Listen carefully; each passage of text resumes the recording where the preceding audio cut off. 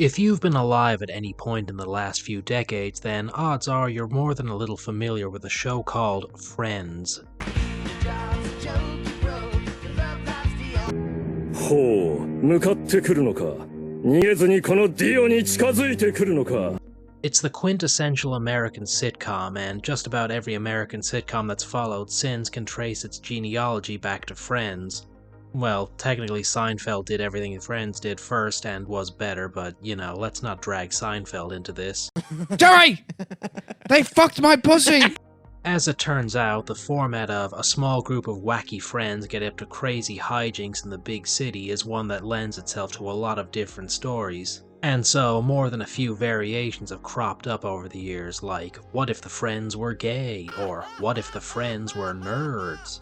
Speaking as someone who doesn't even really like the show all that much, its success and long-lasting cultural impact really is phenomenal. In my country, the smelly, terrible piss island, Friends has been rerun consistently on several channels for the entirety of my life, so believe me when I say I'm quite familiar with the show.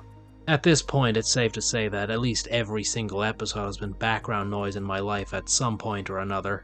I could probably regurgitate entire scripts for you in a purely autistic trance if I was asked to. And when I'm old and grey and the dementia has finally settled in, Friends quotes are undoubtedly going to be some of the few things I can speak out loud.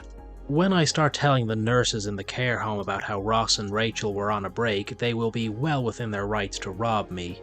Why exactly am I spending so much time talking about an ancient sitcom from the 90s?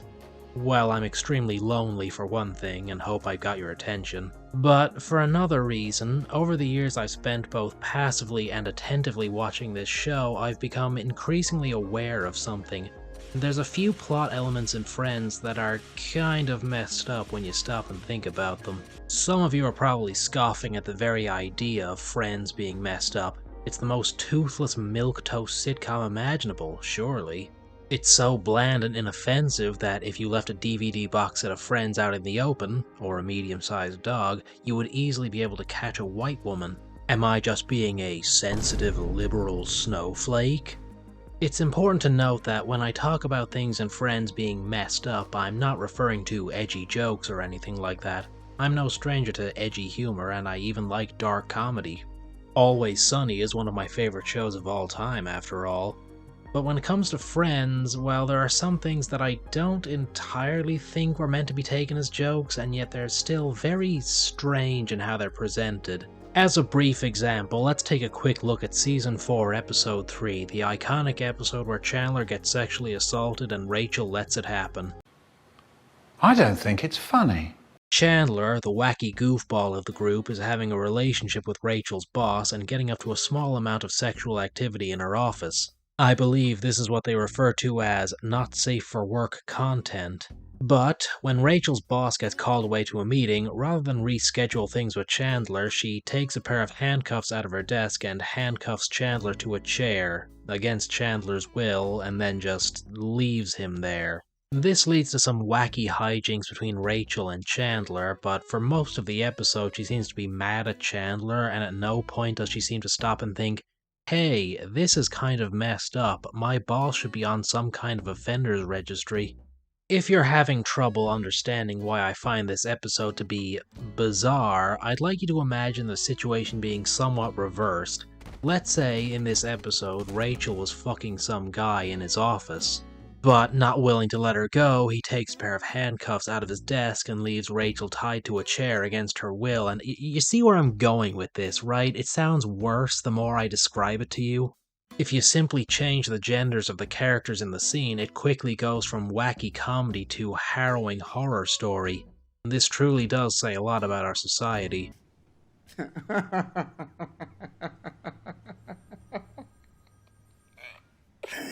And then, to make matters worse, imagine if the other characters found out about this and instead of being horrified for what happened to Rachel, their reactions were, "Rachel, you goddamn idiot, how could you get tied up like that?"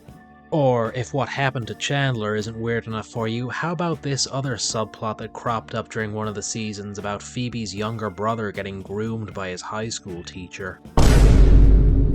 You see, while looking for information on her biological father, who vanished from her life during her childhood, Phoebe finds out she has a half-brother she had never heard about before that point. The lore of Friends is deep and convoluted. It truly is the Dark Souls of sitcoms. Phoebe's younger brother, Frank, becomes a very minor character who appears only a handful of times over the series' entire run. His gimmick is that he's stupid. It's quite funny, I assure you. About the only major subplot that Frank Jr. has ever been involved in came in Season 3, where he revealed to Phoebe that he's dating his home economics teacher. She's in her 40s, he's 18. Yeah, I know the actor's like 30-something, but just work with me on this. Much like with Chandler getting bound up against his will, the canned laughter of the audience seems to think that this is the most hilarious shit ever, instead of, wow, this dynamic is kind of fucked up. And while Phoebe finds this relationship to be objectionable, her objections are on the basis of this is an old lady and not the very real likelihood that this old lady groomed her younger brother. You know, it's funny, Frank's told me so much about you, but you're not how I pictured you at all. Yeah, I'm a big surprise. And then, like, by the end of the episode that the relationship is introduced in, they get back together and it's presented as romantic and not weird, like I mentioned earlier. Again, I can't help but think that if Frank Jr. was a woman and his teacher was a man, the episode would be a lot darker than what's presented here. There's a similar subplot in one of the seasons where Ross, the largest of the friends, ends up in a romantic relationship with one of his students at the university he's teaching at. The other characters find this relationship to be weird, but none of it strays far beyond simply laughing at Ross's expense. At no point does it seem like any of them are going to say, "Hey, Ross, this is weird. Don't do that." Fear not the dark, my friend, and let the feast begin. And while her dad does give Ross a hard time about this relationship, that's really about as far as it goes.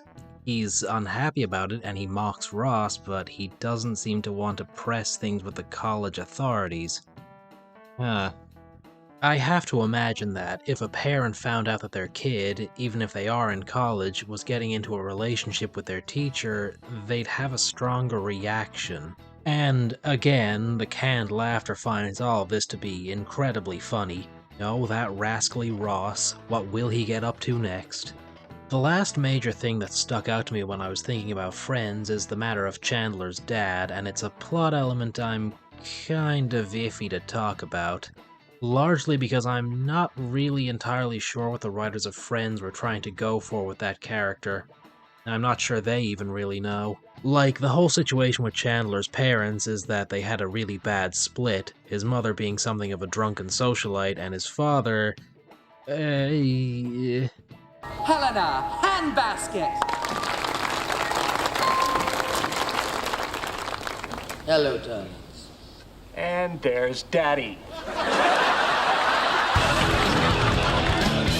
Like, they had a cisgendered woman play the role, Kathleen Turner, but in the narrative of the show itself, it's never really clear if Chandler's dad is a drag queen or transgender, and since they rarely appear on the show, it's never made entirely clear. But regardless of how Chandler's dad identifies, the joke for the character remains the same. They're pointing at someone different than you and telling you to laugh. I guess, if nothing else, the creators of the show have come out and said, yeah, this was kind of fucked up, we really didn't think this one through, and they've apologized for how Chandler's dad is presented as a character.